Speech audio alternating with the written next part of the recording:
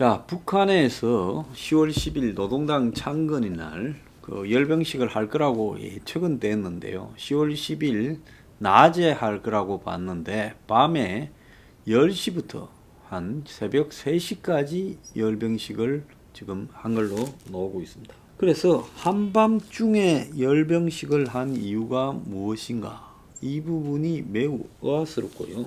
또 한편으로 김정은이가 등장을 했는데 연설 서두에부터 조금 평소에 김정은이나 김씨 왕조하고는 좀 달랐습니다.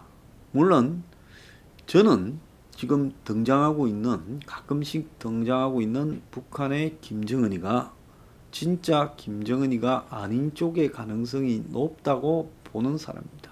뭐든지 100% 단정은 할 수 없지만은 적어도 지난 4월 중순 이후에 북한에서 김정은이라고 등장하고 있는 인물이 뭔가 좀 수상하다라는 부분은 제가 분명히 이야기를 하고 있고요.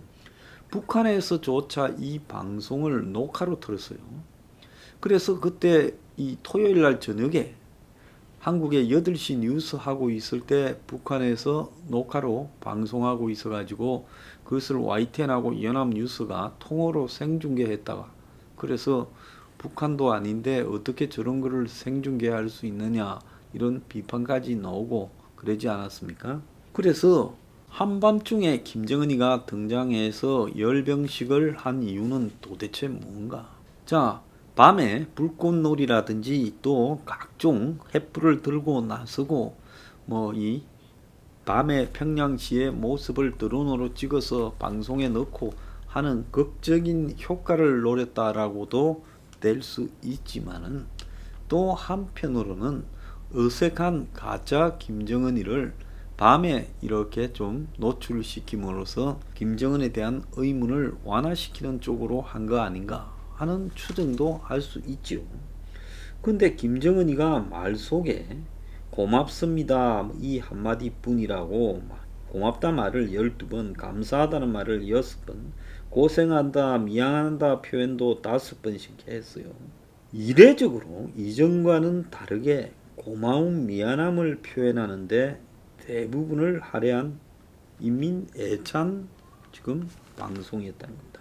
그래서 김정은이가 이 코로나 극복하는데 자연재해 극복하는데 인민의 헌신에 대해서 눈물 없이 대할 수 없다라고 우는 듯한 모습까지 보였고 면목이 없다라고 자책하고 변함없이 당을 믿어주는 마음의 중심으로 감사드린다라고 하고 이런 말을 했어요. 자, 김씨 부자가 고난의 행군을 80년대부터 이렇게 할 때도 쌀이 떨어져 가지고요.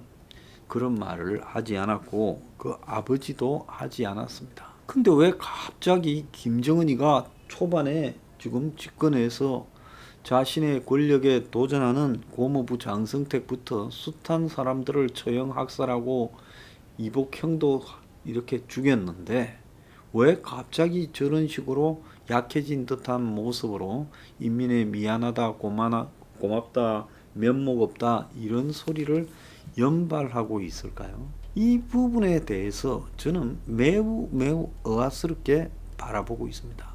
왜 또 한밤중에 열병식을 했을까요? 그리고 또 열병식 하는 모습들을 왜 녹화로 내보냈을까요?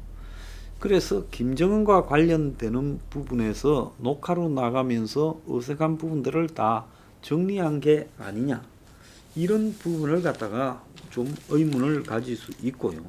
당창건 행사와 열병식을 과거에는 별도로 했는데 하나로 통합하고 보통은 보면 자기들이 중요한 외국의 인사들을 초청해서 하는데 외부 초청 인사도 하나도 없었어요.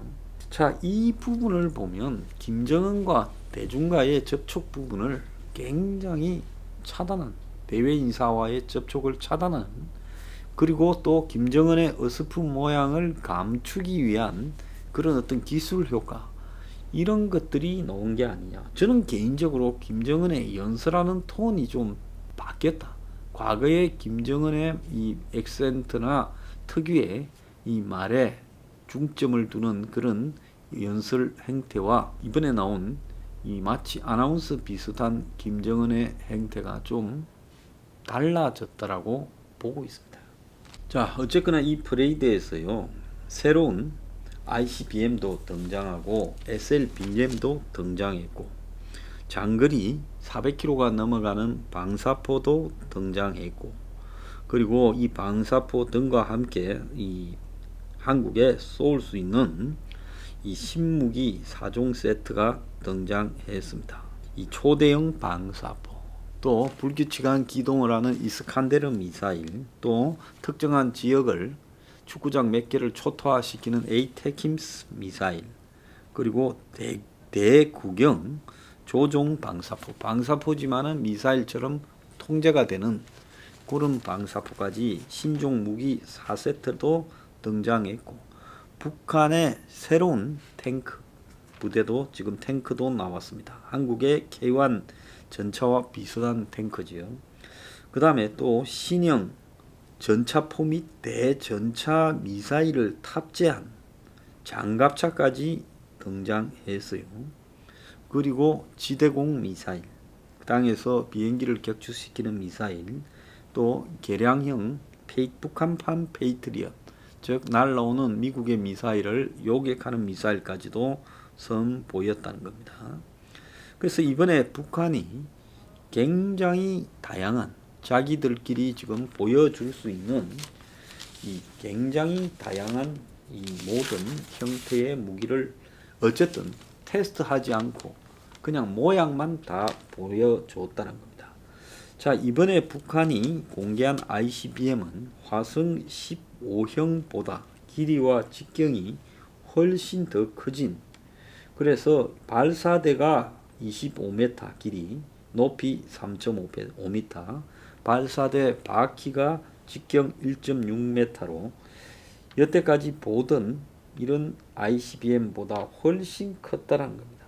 그래서 이 차 싣고 다니는 발사대 차량 자체부터도 이전 차와 비교했을 때 훨씬 크고 이렇게 길어졌다는 겁니다. 또 그것뿐만 아니라 이렇게 큰 ICBM 안에는 제일 끝에 있는 탄두, 이제 로켓 자체가 1단, 2단으로 분리되고 마지막에는 탄두만 남는데, 이 탄두 안에 실제로 지금 이 핵폭탄을 3개에서 한 10개까지를 실어가지고 이것이 떨어지면서 따로따로 흩어져서 떨어져서 미국이 요격하기 어렵게 만드는 게 아니냐, 지금 그 내용까지 나오고 있어요.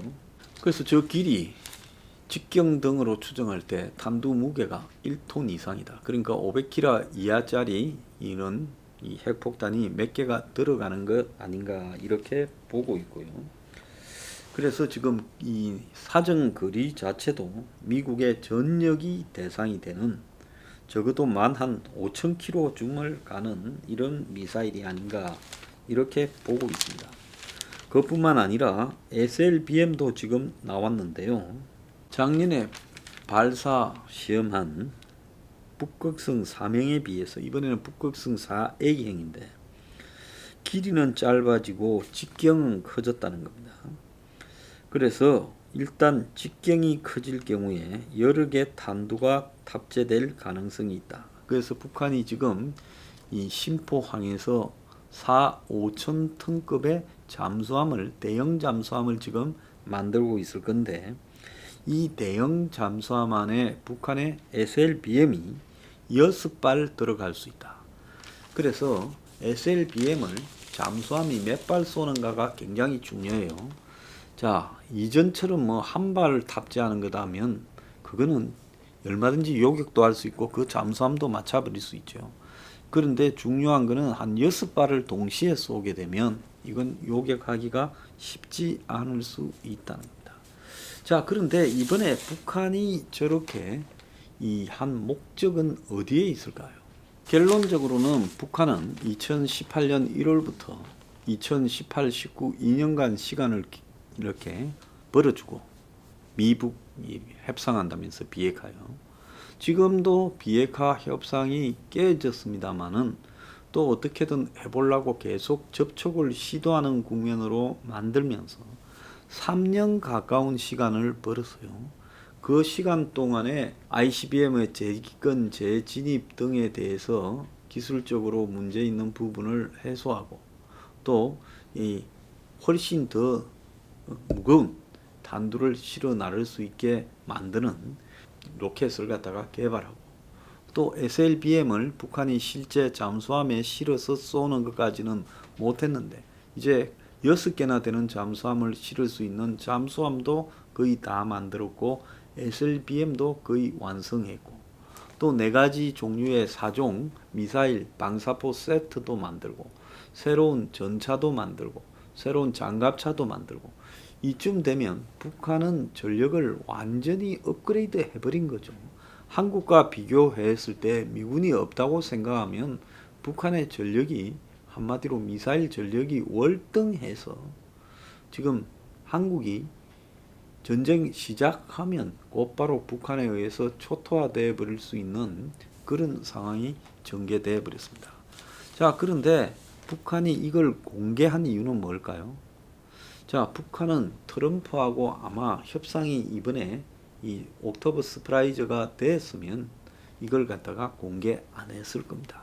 근데 트럼프하고 옥토버 서프라이즈가 물 건너간 데다가 북한이 바라볼 때 트럼프 당선이 이제 물 건너갔다고 생각하게 될 겁니다. 지금 영국 총리실에 그 정보 문건이 보고됐는데 바이든 당선 확률이 70%라 보고됐는데 또 이후에 이 보고가 문서가 완성되어 가는 과정에서 85%로 바뀌었다는 이야기까지 나오고 있어요.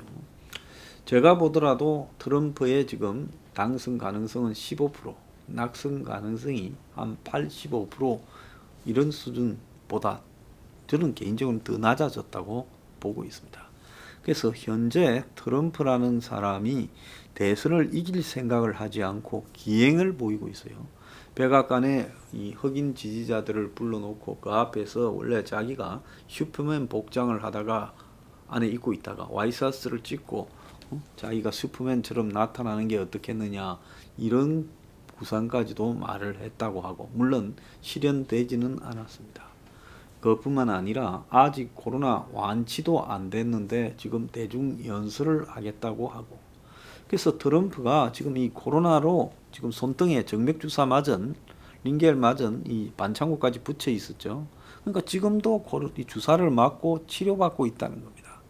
그럼에도 불구하고 대선을 위해서 간간히 튀어나오고는 있지만은 저런 수준으로 대선을 갖다가 지금 만회하기는커녕 오히려 지금 선거에 이기려고 별짓을 다하고 온갖 말들을 하고 있다라는 식으로 미국에서조차도 우스운 사람 취급을 받아가고 있어요. 자, 이런 상황에서 상대가 아무리 시원찮은 바이든이라 하더라도 트럼프는 안 된다라는 지금 이 내용이 점점 확대되어 가고 있고 물론 트럼프가 강력한 지지를 받고 있는 자들이 있지만 집단이 그 집단도 40% 미만으로 지금 축소되어 가는 형태가 되고 있습니다. 그래서 북이 지금 트럼프가 안 된다고 보고 이런 가지고 있는 모든 전략 자산들을 일단은 모양을 공개한 다음에 바이든이 당선이 되면 그를 상대로 곧바로 지금 이런 무기들을 테스트하는 모습을 보이고 그래서 이 바이든은 트럼프하고 다르잖아요. 김정은이나 문가리는 트럼프를 꼬드겨 가지고 놀 수 있다고 본 거죠. 그런데 바이든은 자신의 입장보다는 아마 국무부 국방부의 전통적인 입장으로 회귀해서 갈 거라고 봐요. 한반도 문제예요. 그렇기 때문에 이제 바이든이 되었을 때는 뭐 주한미군 철수라든지 이런 종전선언이라든지 이런 극적인 쇼나 또 비핵화 협상이 더 이상 진전되지 않을 수 있다고 보고 바이든을 끌어내기 위해서는 북이 이번에 이 맛을 보여준 이런 전략 자산들을 가지고 그걸 한 번쯤 또 테스트하는 모습을 보이고 그런 다음에 미국이 급기야 이제 협상으로 복귀하도록 만들기 위한 수순에 들어갔다. 그렇게 보고 있습니다. 자, 그리고 김정은이가 책에 대해서 따뜻한 마음을 보내며 보건 위기가 극복되고 북한함이 두 손을 잡는 날이 왔으면 좋겠다고 말을 한 거는 미국을 다루는데 남을 옆에 끼워서 끌고 가려고 지금 하는 거죠. 왜? 남한이 미국이 지금 북을 갖다가 바이든이 혹시 되었을 때 이렇게 세게 다루는 부분에 대해서 막아주라는 부분인 겁니다. 그러니까 갑자기 요즘 또 남측에 대해서 마치 챙기는 척 하는데요. 이게 진짜 김정은이가 살아있어서 보이는 입장이냐, 아니면 북한의 군부가 지금 유고가 된 김정은을 대신해서 가짜 김정은을 내세워서 어떤 행태로든 시간을 끌어가 보려고 하는 것이냐는 것은 좀 더 세월이 지나봐야 알 거라고 저는 보고 있습니다. 그런데 어쨌거나 북한이 어제 열병식 퍼레이드를 한 부분은 그 김정은이라고 등장한 사람은 매우 어설펐고 또 평소의 태도와는 언행이 매우 달랐고 또 더 나아가서 북이 트럼프의 당선을 사실상 포기한 그런 형태의 지금 이벤트를 했다. 이렇게 해석이 될 수 있을 것 같습니다.